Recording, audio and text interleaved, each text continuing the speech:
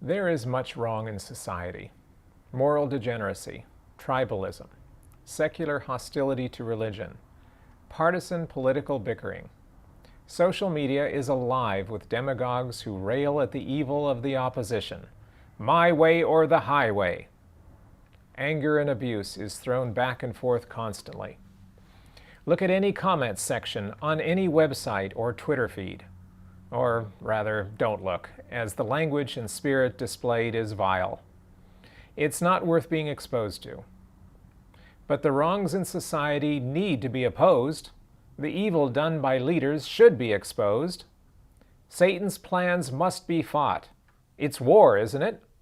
So we have the dilemma that is doing so much to poison our relationships and spiritual life. We must oppose sinister efforts in society, but we must do so in the right way. Fortunately, inspiration has already told us how to proceed. The Lord would have us learn a lesson also from the experience of Daniel. There are many who might become mighty men if, like this faithful Hebrew, they would depend upon God for grace to be overcomers and for strength and efficiency in their labors. Daniel manifested the most perfect courtesy, both toward his elders and toward the youth. He stood as a witness for God and sought to take such a course that he might not be ashamed for heaven to hear his words or to behold his works. When Daniel was required to partake of the luxuries of the king's table, he did not fly into a passion, neither did he express a determination to eat and drink as he pleased. Without speaking one word of defiance, he took the matter to God. He and his companions sought wisdom from the Lord, and when they came forth from earnest prayer, their decision was made. With true courage and Christian courtesy, Daniel presented the case to the officer who had them in charge, asking that they might be granted a simple diet.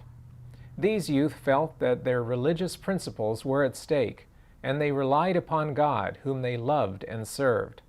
Their request was granted, for they had obtained favor with God and with men.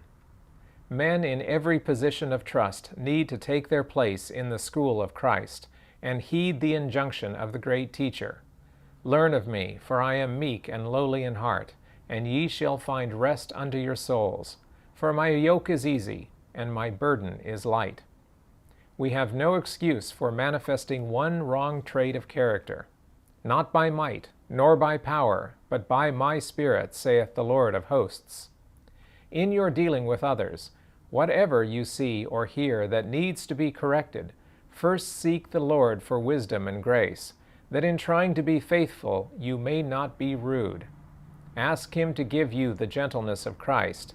Then you will be true to your duty, true to your position of trust, and true to God, a faithful steward, overcoming natural and acquired tendencies to evil. None but a wholehearted Christian can be a perfect gentleman.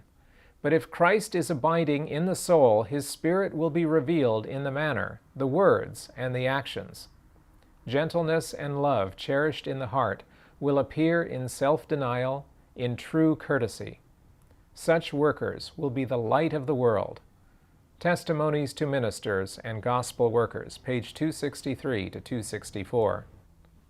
When Daniel and his companions were forced into terrible choices, they did not give in or fly into a passion. They did not speak one word of defiance. They displayed true courage and Christian courtesy. Their religious principles were at stake, yet they used calmness and reason rather than anger and vitriol. We are told to follow the example of Christ, meek and lowly in heart. We accomplish more not by might, nor by power, but by my Spirit, saith the Lord of hosts. The key sentence is this: in your dealings with others, whatever you see or hear that needs to be corrected, first seek the Lord for wisdom and grace, that in trying to be faithful, you may not be rude. A delicate balance, of course, and in reality unattainable by our own efforts. When you follow the gentleness of Christ, then you will be true to your duty, true to your position of trust, and true to God. None but a whole-hearted Christian can be a perfect gentleman. Gentleness and love result in true courtesy. Such workers will be the light of the world. This is our answer to life's conflicts and problems. Not anger about our rights, about our goals, about our cause, but a steadfast standing for truth with the right spirit will be blessed by God, even if society never changes.